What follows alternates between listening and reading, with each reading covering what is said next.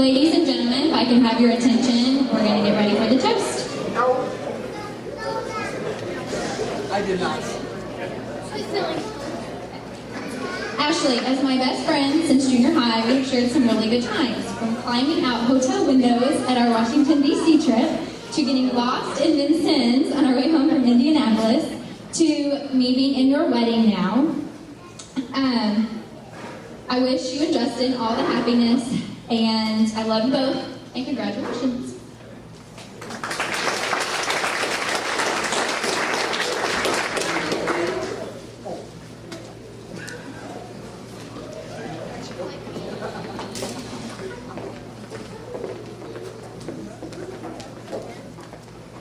So to do these toasts properly, did you say a little word? To do these toasts properly, you're supposed to start off with some embarrassing stories. And I wouldn't do that to Justin because, as many of you know, he would get extra embarrassed, and we don't want that for him. But if I was going to tell you some stories, I'd start with probably the time that he saw this Corvette, probably 30, 40 years old, and was remarking on how rust-free that Corvette was. Thank you. None of the women get that. Everybody has to bless. And if somebody sitting next to you doesn't get that, explain it to them.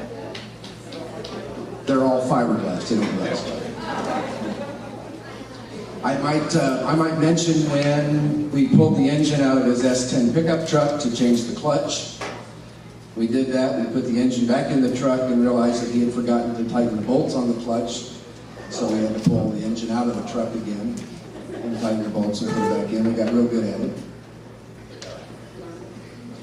I can't tell you how many times he told me I will never drive a blankety-blank foreign car.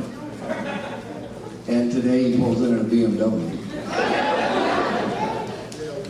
I can't tell you how many times he said, "You'll never get me in a blankety-blank airplane."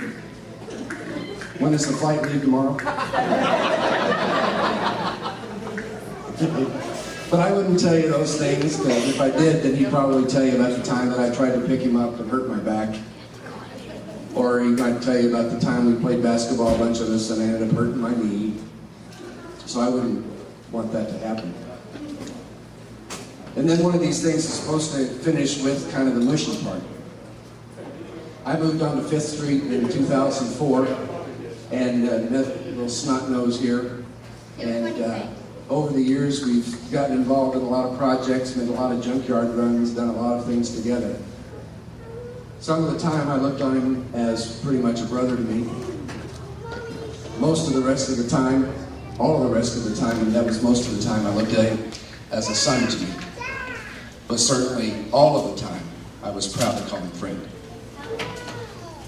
Ashely and Justin, I'm glad you all found each other, and I wish you nothing but joy and happiness that you both deserve. Let's toast to God.